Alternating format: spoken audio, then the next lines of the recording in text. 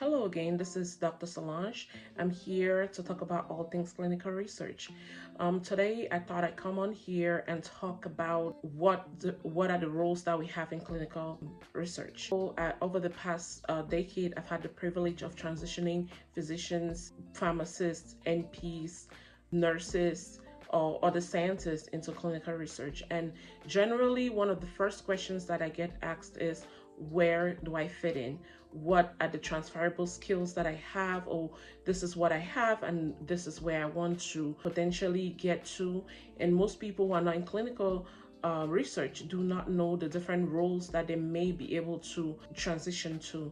So I thought I'd come here and break down the different departments in clinical research and give you an overview of the different roles under those departments. So we have clinical operations, clinical development, regulatory affairs, logistics, quality affairs, and medical affairs. Under clinical operations, we have clinical trial assistant.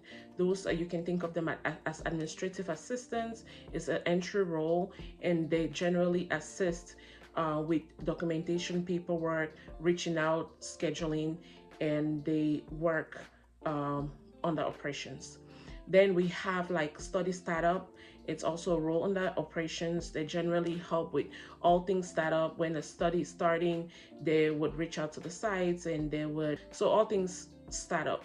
I don't really want to go into the details because we will be having another video with each role and a little bit more details on that role. We have CRAs. CRAs are clinical research associates.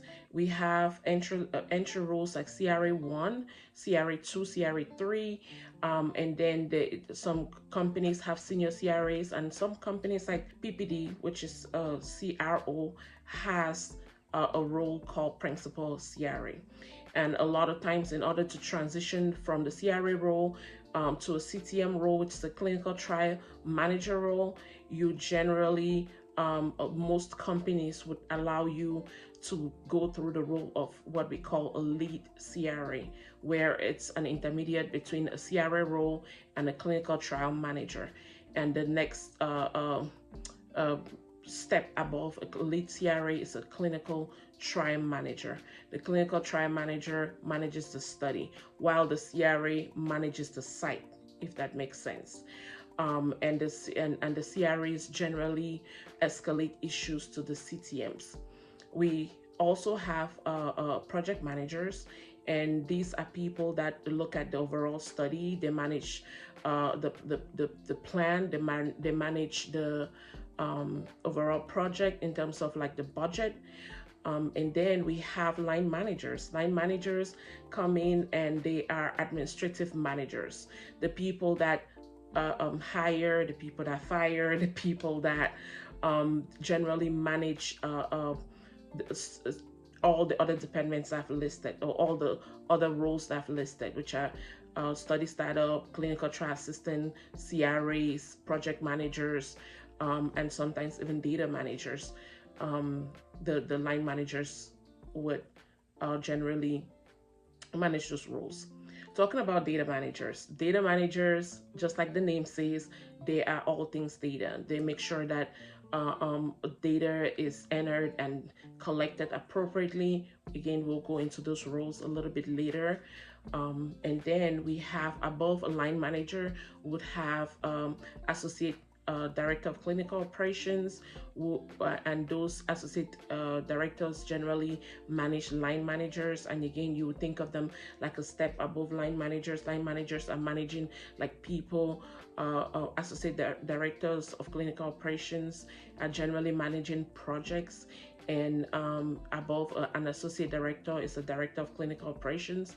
We're thinking more high level, somebody who goes in between upper management and lower management, somebody who thinks about the overall project. And above them we have senior directors of clinical operations, and again, these people report to like VPs of clinical operations. And this role, generally we're looking at like 10 years of experience in research and 10 years of experience in clinical operations. And after this role, those people report to the VP, and the VP of clinical operations. Again, it's a very high role in clinical research. These people are responsible to ensure that the overall all studies are going well, that they are looking at the projections of the future of the company. They are talking to clinical different departments, clinical development. They're talking to data managers. They are looking at logistics. They are looking at the future of the company and what other projects could come in.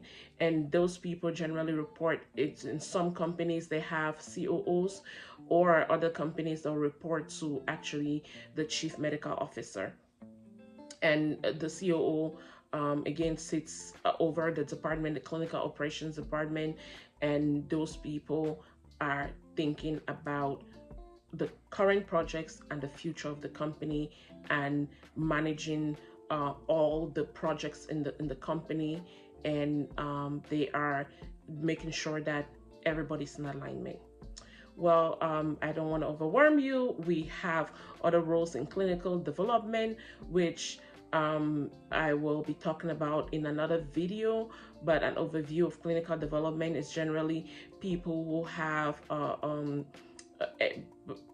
PhD holders, MDs, pharmacists. We're talking about terminal degrees. And these people, the roles under clinical development are under safety, where we have pharmacovigilance, and most of those roles are covered by pharmacists. Then we have the clinical trial leads, who are a little bit like counterparts to the clinical trial managers in the operations department. These people are a little bit in between clinical development and clinical operations. Some companies actually keep them under operations, but they are more development because they work on trials and protocols, and work with under the supervision of the chief medical officer, or the director of clinical development. And then we have translational medicine folks, who are people who work pre-clinically prior to the study going into clinic, so animal studies. And we have the scientists, who are the brains. They're generally MDs, pharmacists, PhDs, and they are researching, they are explaining why we need these studies to be done, and you can think of them as the brains behind most of the studies. And we have the developers, so the clinical developers, who are like the director of clinical development, associate director of clinical development, and those are the MDs that make that go in between the translational medicine folks, and translate everything into a protocol, and ensure that it's done properly, and talk to external physicians at the site level. I mean, we'll be getting into these roles a lot more in depth in videos that are yet to come.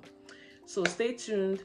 As always, please subscribe to the channel, reach out to us as needed, and don't forget to contact us at 214-893-6372, or at info@bloomtrialsrecruiting.com.